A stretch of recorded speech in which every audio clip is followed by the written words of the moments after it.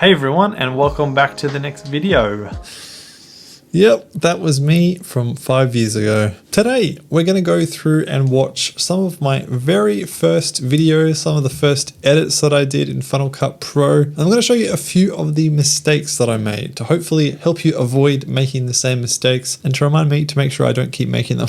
Okay, so here we are with the very first video that's still live on my channel, and I hardly ever go back and rewatch my content. I usually post it and forget about it, so this is going to be an interesting experience. This is a video where I was talking about my favorite books of 2019. I made all sorts of different types of content in my early days, let me tell you. And these are my top 10 books ordered in rough order of my least favorite to my favorite, with number one obviously being the favorite. So the first book on my list, which is number 10. Okay, so that is one mistake right away. Apart from my very different background and the fact that I look quite different, you might not have picked up on it, but there was actually an audio pop. So I'll just replay that little section. Of my least favorite to my favorite, with number one obviously being the favorite. So the first book. So did you hear that? At that transition point, there was a little bit of a pop in the audio. This is super common. I've seen heaps of people do it. It took me ages to figure out how to fix it. But basically, if you've got two clips that are too close together, and so you're jumping from the audio of one clip straight to the next, it can create that pop or that click. It can be really annoying. It's actually really easy to fix. So let's just jump into Final Cut. This is a new project I've got. All you actually have to do is select, I would just select all of my clips at once and then go Option T. Now, you won't really see anything happen, but if you zoom right into the clip transition points, you'll see here that we've actually added these little fades on the start and end of each clip. And what this does, it will just automatically, gently and really subtly fade out the end of the first clip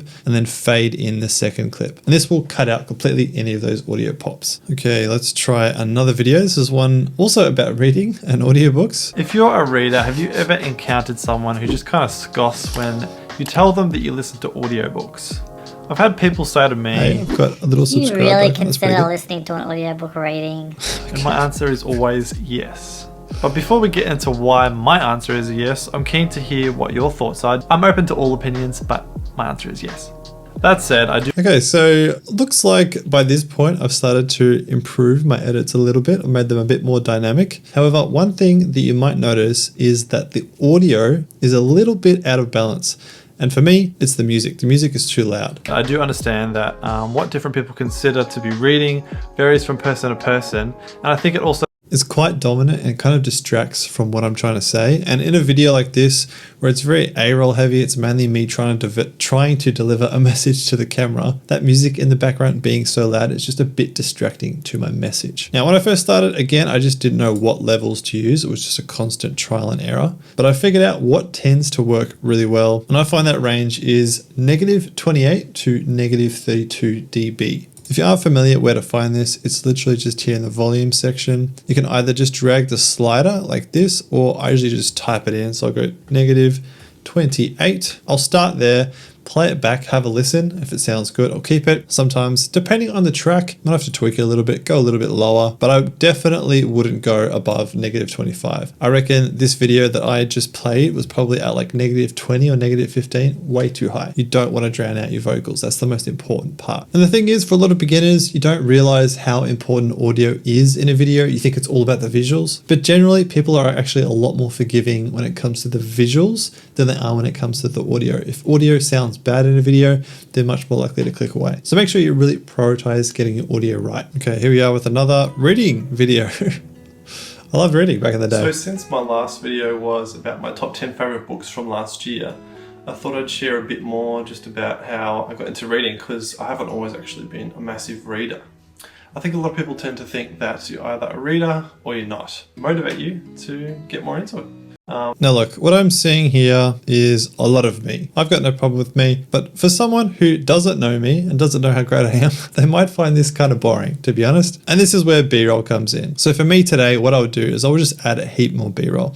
Like skimming through it, there's a little bit of B-roll here, which I think is really good. That's going to add a bit of visual breakup to take it away from the A-roll. But as you can see, most of the video, like probably 90% of this video, is just me sitting in front of the camera. And again, just for the viewer, it's just not that visually interesting. It doesn't keep you engaged, which is why I always recommend adding B-roll into your videos. It doesn't need to be anything complex, and you don't even need to film it yourself. Just go online to free video stock websites and you can get heaps of really good B-roll that you can just slot in. It just really helps to break up the content and make it more interesting for the viewer, because otherwise you kind of sit here and you do get a little bit bored after a while. Okay, a Kindle video. Some of my Kindle videos were the most popular videos in the early days of my channel. I have no idea why. Let's give this a watch. Hi everyone and welcome back. Ability of each and then Some the animated pricing. text. And then right at the end I'm just going to share my recommendations and thoughts overall on which I prefer.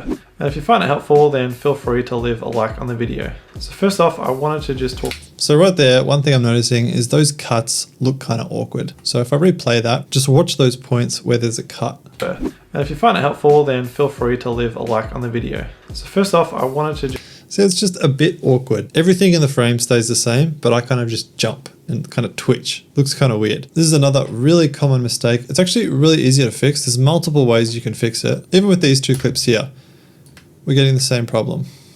Just looks a little bit awkward. One of the simplest things to do is just to zoom in on the next clip. So just going to scale this up a little bit, bring it down a touch. We always want to keep the eye level the same. So between the two clips like that. So now when I cut to that second clip,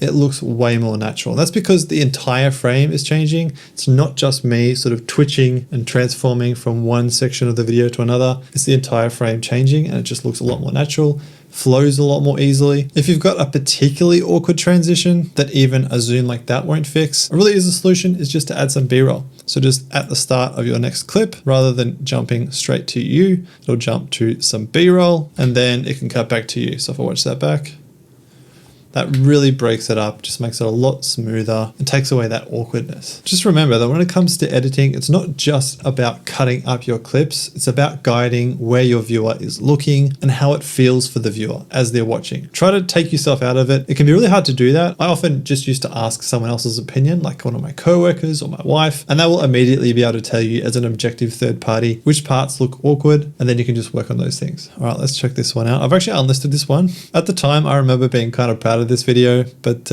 not quite sure that I am these days. So a couple of years ago now, I took a subject at intro. university that was called prototyping and innovation. Initially, it was a bit different to other units that I've done before because our lecturer encouraged us to see him as a peer instead of a superior, and we were encouraged to experiment. Okay, so stepping back from this video a little bit, there's a few major issues, and that's probably part of the reason why this only got 67 views in 5 years. The main problem for me is that the title isn't clear what the heck this video is about. Creativity isn't born in a vacuum. What does that even mean? I don't really have any idea what that means today. And then the first thing I do is there's no talking for like 7 seconds, which on a YouTube video is an eternity. And then even like by this 20-second point, I'm still waffling on about something that I have no idea how it connects to the video or what it's about. So when it comes to my content today, I always try to pretty much restate the title of the video in the first sentence. So in the first 2 seconds, as soon as someone's clicked on the video, they're instantly getting a confirmation that yes, this video is about what you thought it was and you should keep watching. And then from there, I really try to jump straight into the value of the video, what the video is about, what people are going to get out of it. I remember back in the early days, I used to waffle on a lot because I thought it would help people to connect with me and it would be more relatable. And there's nothing wrong with waffling a little bit in my experience because it does help people to connect. But in that first 20-second portion of the video, it's the most crucial because that's when you're getting, people have no idea about you. Have never seen you before. They're not interested in your content necessarily. That's your 20-second window to pitch to them and say, hey, this is an interesting video. You're going to get something out of it. You should keep watching. So really think about your intro, especially on long form and short form content. That'll really help you get better views. All right, this last video, it's share dividends explained. I actually did quite a few share market and investing videos back in the day. I don't do any of them anymore, but let's give this a watch. I already look a little bit stoned. I'm going to go through various stock market terms. Must have been a long day at work. Concepts. Stock Got some market definition cool videos. If you're graphics. investing or maybe you're It's not studying bad. business, Looks like I'd already started to pick up some of those jump cuts. Video income. The dividends Now look, are a great way of doing. I think the main thing for me is that already I'm kind of bored. I know what the video is about, but it's just not that interesting. And yeah, a short part of that is the topic of the video. Stock market stuff isn't particularly interesting, but even as I scrub through this video, you can see the entire video is just me sitting in front of the camera. Yeah, I've got a few text overlays, but it's nothing interesting. And this video got whole 225 views in 5 years. And I think this kind of sums up the problem with so many of my early videos. They just weren't that engaging. And part of that was me just not really knowing how to talk to a camera and being relatively static and boring. And that's something you learn over time. But also, there's so many things that I could do, even with this video today, to really just spice it up, make it more engaging, like adding B-roll, for example, that would really break up this content and make it more interesting, reducing the volume of the music, making those jump cuts more dynamic and more natural. And even if you just apply one of these things to every new video that you publish, you'll make a lot of progress in a very short space of time. Unlike me, where it took me probably years to improve my content. And honestly, don't be discouraged if your videos suck, if they don't look good, if they've got all these mistakes. Mine obviously weren't great in the first couple of years, but it's just a matter of learning some of these techniques, applying them over time as you continue to create content. If you stick with it, your quality will definitely improve, so don't give up. If you are just starting out, especially in Final Cut Pro, then I've actually got a keyboard shortcut cheat sheet that you can download for free in the description, and you can just have this as a reference next to you while you're editing, and it will really help to speed up your workflow, including being able to apply things like audio crossfades like I showed you in the first video. If you want to skip all of the trial and error completely, I've actually got a video editing course that you can check out. There's a link in the description to that as well. Otherwise, if you want to learn more tips and tricks inside Final Cut Pro, then I've got an entire playlist right here where I've got heaps and heaps of Final Cut content.